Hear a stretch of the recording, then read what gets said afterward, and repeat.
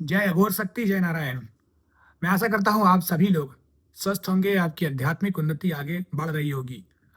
आज के मेरे स्पिरिचुअल यानी आध्यात्मिक वीडियो का जो विषय है वह है कि 3 चीजें अपने पूजा पाठ साधना में कर लीजिए, आपकी सिद्धि मिलनी आपको तय है। सिद्धि मिल जाएगी, शक्तियां जागृत हो जाएंगी, पूजा पाठ साधना आपकी सफल हो जाएगी।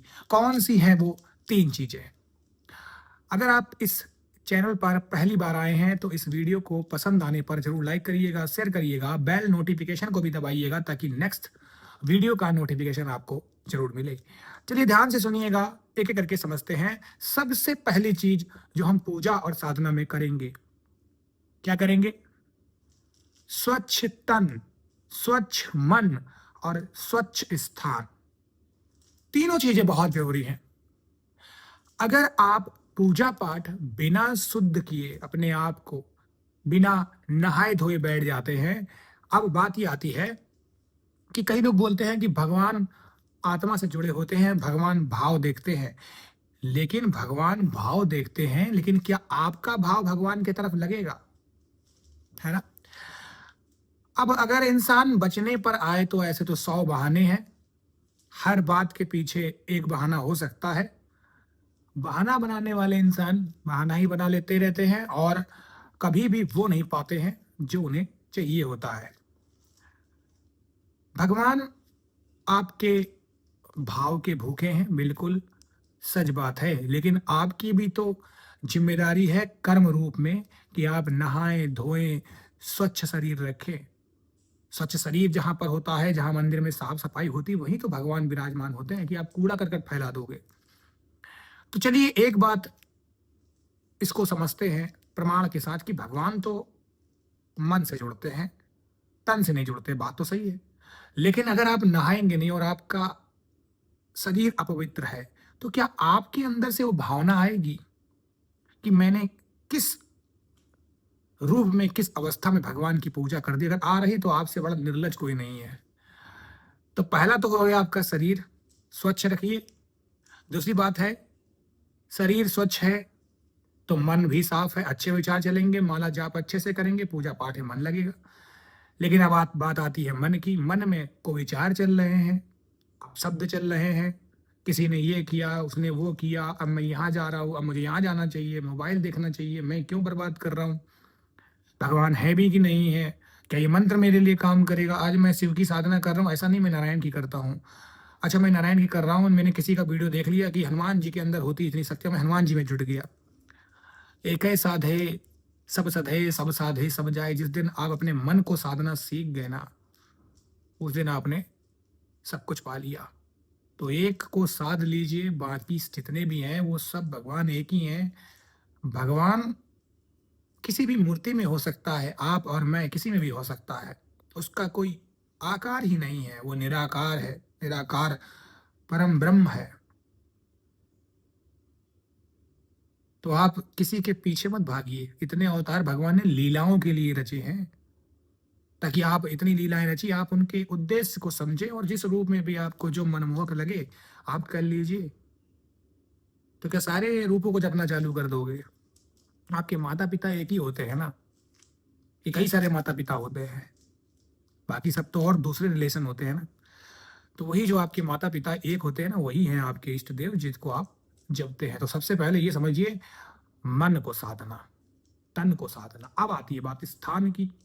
स्थान गंदा है, जिस जगह को आप यूज कर रहे हैं कम से कम आप उसको साफ तो कर सकते हैं। भगवान के जगह जो होती है उसको साफ करिए, अपनी जहां बैठते हैं वहां को साफ करिए, भगवान के कपड़े बदलिए, भोग लगाइए, आरती उतारिए, नहलाइए धुलाइए। एकदम भगवान को अपने मेंबर, जैसे घर में फैमिली मेंबर होते हैं ना, उस तरीके से पूजिए। जैसे लड्डू गोपाल जो होते हैं ना, बच्चों जैसे ही बिल्कुल एकदम लड्डू, छोटे गोपाल, छोटे गोपाल, छोटे कृष्ण, बच्चों जैसे। तब भगवान आपके भाव से खुश होते हैं। फैमिली मेंबर जैसा भगवान को रखिए, बात करिए उनसे, काम करिए, तो भाव के भगवान भूखे होते हैं। तो स्थान बहुत जरूरी है, स्थान की शुद्धि। स्थान अगर शुद्ध है तो मंत्र बहुत तेजी से काम करता है। तन आपका वहां पर टच होते ही अलग पॉजिटिव ऊर्जा यानी सकारात्मक ऊर्जा को महसूस करता है। ठीक है, तो ये एक चीज हुई, ये 3 चीज एक में आई, स्वच्छ तन, स्वच्छ मन, स्वच्छ वातावरण और जगह। ठीक है, ये एक में आ गए। तो ये तो हुआ एक केवल चीज। दूसरी बात होती है संकल्प। अगर आपका संकल्प अच्छा नहीं है, अगर आपका संकल्प सही नहीं है, किस लिए आप जप रहे हैं आपको पता ही नहीं है, बस साधना उठाई जपने लग गए। मंत्र की संकल्प शक्ति कितनी तेज है उतनी तेजी से काम करता। प्राचीन समय में ऋषि मुनि जो लोग श्राप देते, चलिए दुर्वासा ऋषि को ही पकड़ लीजिए, मैं तुझे ये श्राप देता हूं कि जिस तरीके से तूने मेरा अपमान किया, तो अपमान शब्द है ना, मेरा किया आपने अपमान, अब मैं तुझे श्राप देता हूं कि तेरा भी अपमान हो। तो भले गुस्से में दिया, लेकिन जो वचन था ना, जो श्राप दिया ना, उसका क्या उद्देश्य, एम गोल जो था वो क्लियर था कि तूने मेरी छवि बिगाड़ी है, मैं अब तेरी बिगाड़ता हूं। तो ऐसे ही जब आप साधना करते हैं ना, तो आपको क्लियर पता होना चाहिए कि आप उस मंत्र से, उस ईश्वर से चाहते क्या हैं। जब तक आपका विजन क्लियर नहीं होगा, आपको पता ही नहीं, कभी आप बोलते हो मुझे एमबीबीएस में जाना, कभी आपको यूपीएससी क्रैक करना है, कभी आपको जज बनना है, कभी आपको बिजनेस करना है, कभी आपको ये, कभी आपको वो। तो मन तो चंचल है, वो तो कहेगा ये करो, वो करो, वो करो, ये भी मिल जाए, वो भी मिल जाए, सब मिल जाए। सब मिलने के लिए आपके अंदर वो शक्ति है, वो पावर है नहीं है। तो यही बात होती है कि जो भी आपके उद्देश्य है, जो आपको चाहिए, जो लक्ष्य है, वो क्लियर होना चाहिए कि आज से इस मंत्र का जाप मैं इतने दिनों के लिए इतनी माला इस उद्देश्य से कर रहा हूं, और पूजा होने के बाद मैं क्या करूंगा, कहाँ जाऊंगा, क्या अगला मेरा चरण होगा, वो सब क्लियर एकदम। अब जब मंत्र क्लियर है, आपका उच्चारण क्लियर है, तरीका क्लियर है, डिसिप्लिन क्लियर है, अनुशासन क्लियर है, तब आपका मंत्र बहुत तेजी से काम करता है, बहुत तेजी से। क्योंकि क्या हुआ, ये एकदम अचूक हथियार जैसा काम करेगा। उद्देश्य आपका क्लियर है, फिर उसको कौन रोक लेगा। अगर किसी ने ठान लिया मुझे यूपीएससी में जाना, यूपीएससी में बैठेगा वो बार बार, तो यूपीएससी क्रैक कर लेगा। तो ये बात होती है। ये तो दूसरी बात हो गई। अब आते हैं तीसरी पे। तीसरा होता है अनुशासन। वो अनुशासन कैसा है, नियमबद्ध तरीके से। भगवान आपके ना अनुशासन को देखते हैं, कितने आलसी हो और कितने अच्छे हो आप, है ना। आलसी कैसे, आज किया कल कर लेंगे, आज सुबह किया शाम को कर लेते हैं अगले दिन। अरे ये शरीर है, ये जो आलस है, माया है, ये तो कहेगी आज ना करो, कल ना करो, परसों ना करो, आज कर लिया कल देख लेंगे।